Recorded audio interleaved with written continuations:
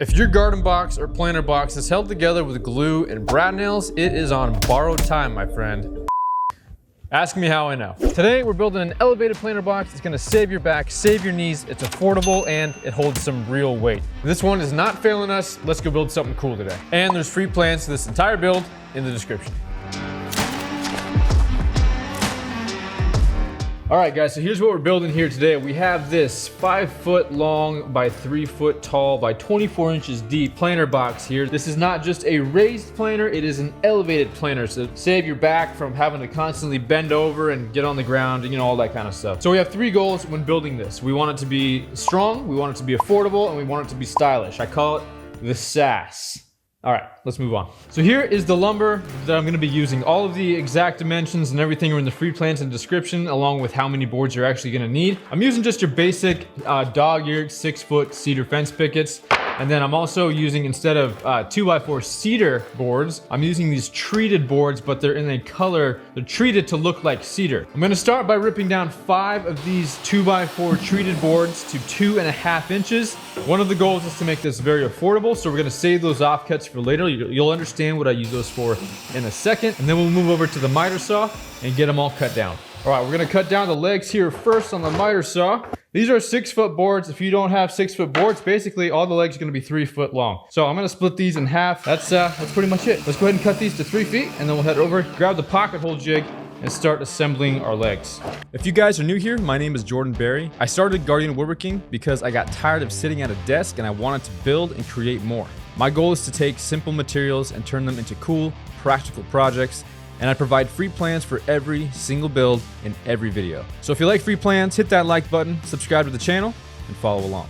So we've got all the legs cut here. I'm gonna use this Kreg pocket hole jig to go ahead and start cutting some pocket holes in here. You can see here, there's kind of 2 ways you can set these legs up. There's this way, which is the way I want, so that when you're looking straight at the planter box, you're not gonna see any seams. I don't want to put them this way, like that. So what I'm gonna do is take the leg that's gonna sit behind, and again, we're only making 4. We're taking 2, 4, 6, 8 pieces here to make the 4 outside legs. These 2 here will be the middle legs. We're not gonna touch these right now. You can set those off to the side. I'm gonna drill 4 or 5 pocket holes down one of the boards, and then use some Titebond 3 or just exterior waterproof wood glue, whatever you guys have, and fasten the legs together here. We can work down all 4 of these legs, making sure they're nice and secure together and nice and flush on the top and the bottom. And then once we're done with all of this, let's go ahead and start cutting the boards for the frame. There's one leg done. That'll be the front of it.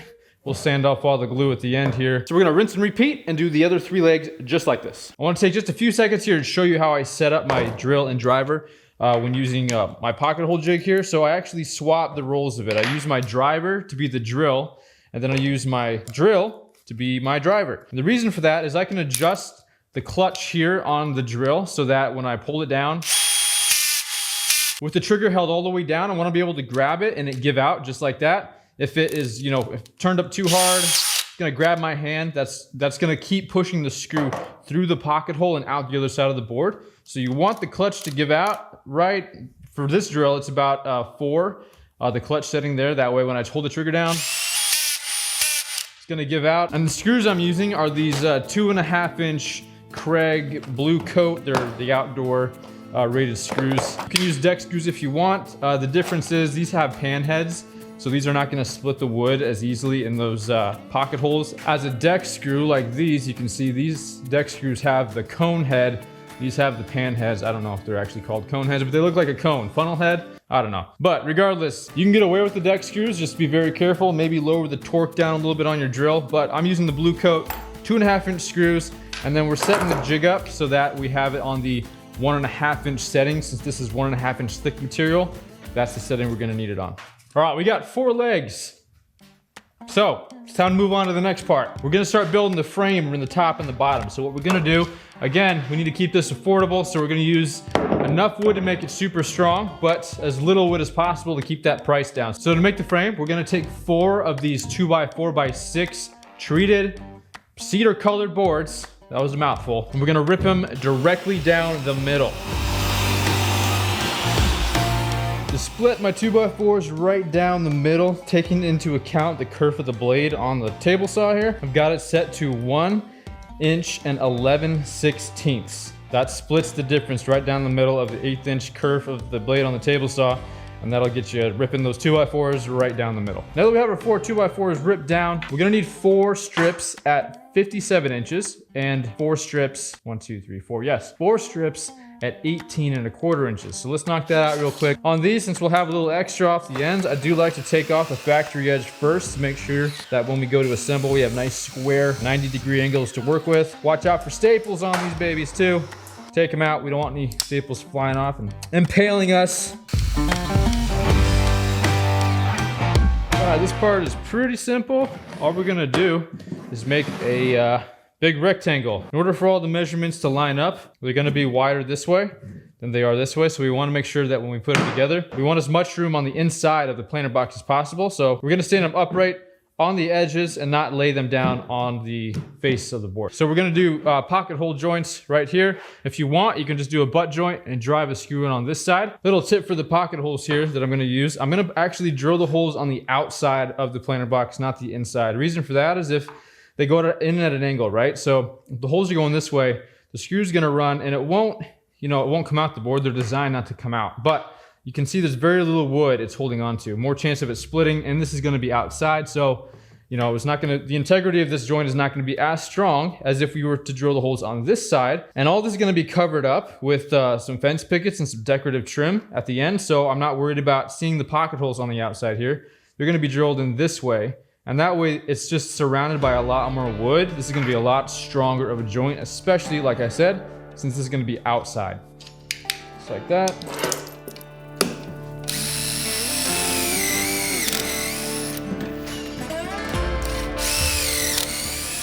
So this 90-degree clamp is actually super handy when using pocket holes. Craig has their own like this. I should have bought this a long time ago, but if you're doing pocket hole joinery, this makes it a lot easier, a lot more enjoyable to use. So basically you just take this post that goes right into that pocket hole. You just adjust it so that it fits the width of the wood.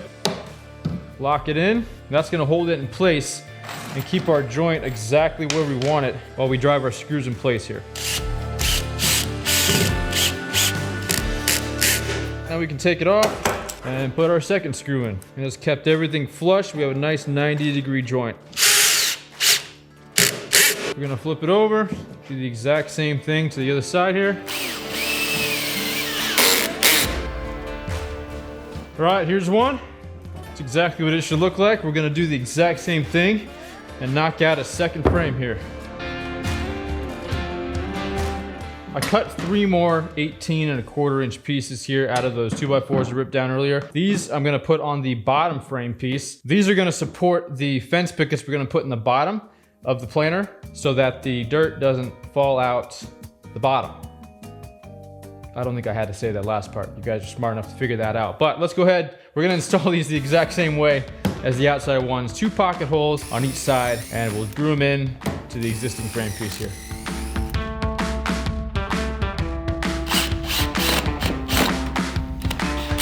I'm gonna line the legs up so the seams are on the side, just like that. And then I'm gonna mark with a pencil 3 holes, 2 on this side and 1 on the front here. And I'm going to use a countersink bit to pre-drill a couple of holes. And then we're gonna run some 2.5 to 3 inch screws, deck screws in the sides here. Work our way around all 4 corners of the top frame here, and then we can go ahead and add the middle legs. So we're gonna take the remaining 2.5 inch wide pieces we ripped down at the beginning, and we're gonna attach them to the middle of this thing. This is gonna be a pretty deep planer, so I wanted there to be support in the middle as well. So first, we're just gonna find the center. So we're gonna mark that down here. You can put 2 or even 3 screws on the inside, so I'm gonna pre-drill that. Add some glue on there. It's starting to look like something finally. Next up, what we're gonna do is just take our other frame piece, and I want this to be about 16 inches deep. Let's line this up here. So I got clamps on the other side to help act as a ledge for this one. We have our 16 inch spacer here. We're gonna attach the legs to this frame piece exactly how we attached them to the top frame piece. So we're gonna pre-drill 2 holes on the side, 1 hole on the front, and run some 2.5 inch deck screws in. I'm gonna attach all the 4 corner legs first, and then we can do the exact same thing. Put the spacer in the middle legs here, and then make sure everything is nice and level. All right, let's go ahead and flip this baby over now, see what we got to work with here. All right, we have ourselves a nice sturdy, very sturdy garden box frame here. This is like a perfect height. That's exactly what I was hoping for.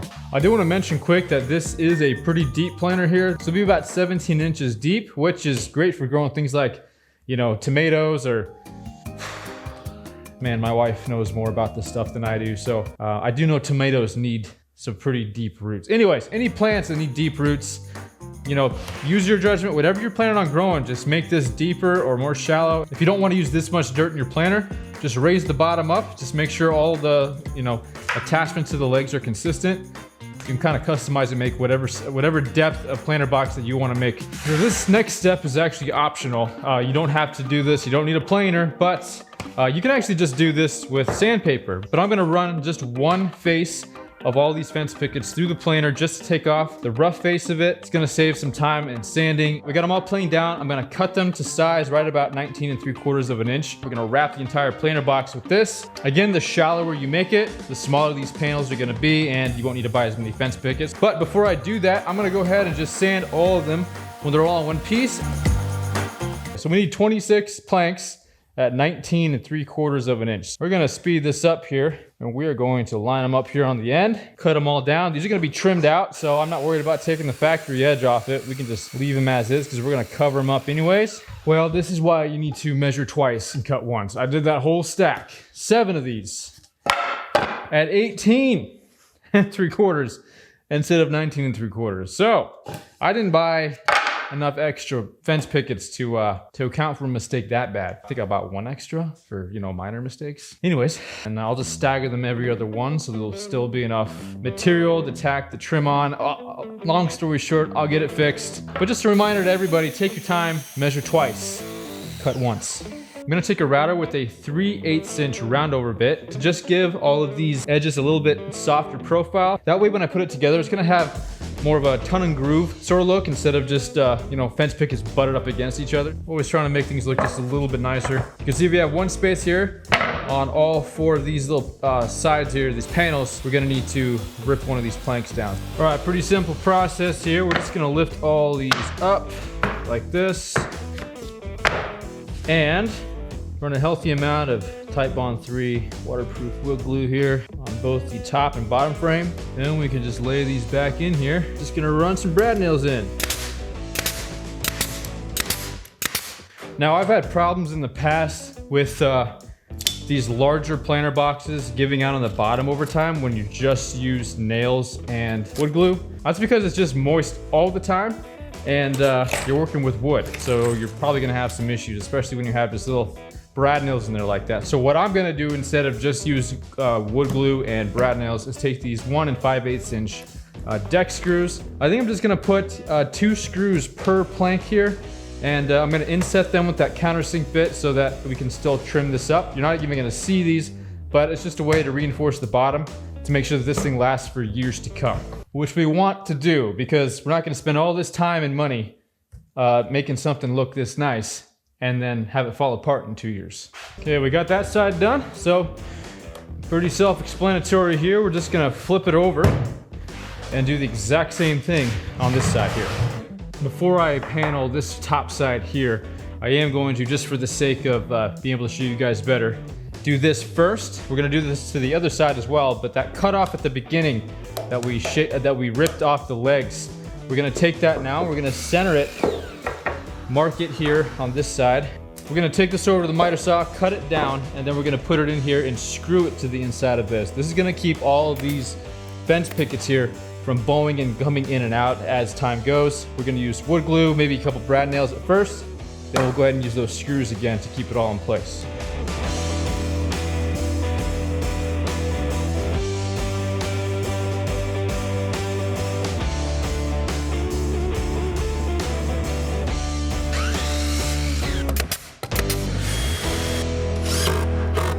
All right, we've got all the sides wrapped with planks. Now we just got to do the bottom.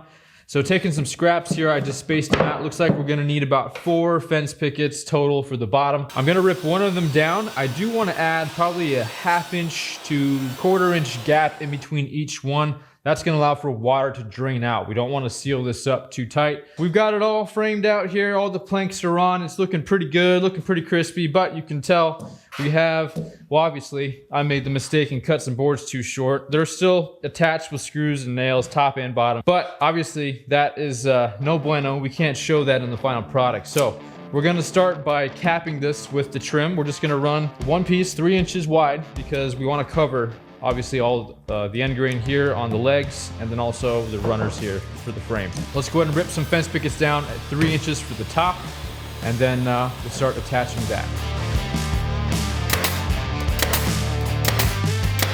So I'm using 6 screws here, 2 in each leg. This will just keep everything nice and secure when everything gets wet and sits outside forever.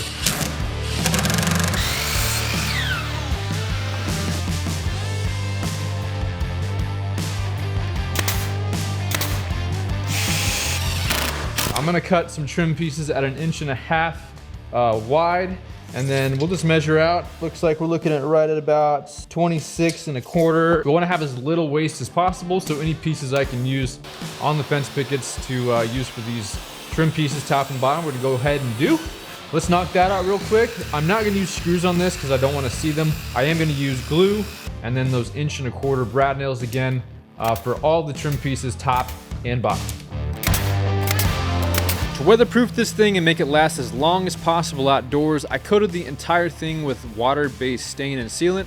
I also lined the inside of the box with some medium-duty weed barrier. You could use waterproof liner for extra protection if you want.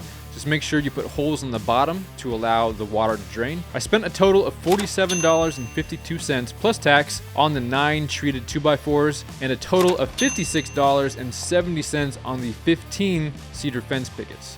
Add a few bucks for nails, screws, glue, and the optional stain and sealant, and we are in the game for well under 200 bucks for a very sturdy, large, elevated garden box that's gonna last me a very long time. Guys, if you wanna see more cool builds like this with free plans, check out the video on the screen. I will see you guys in the next video.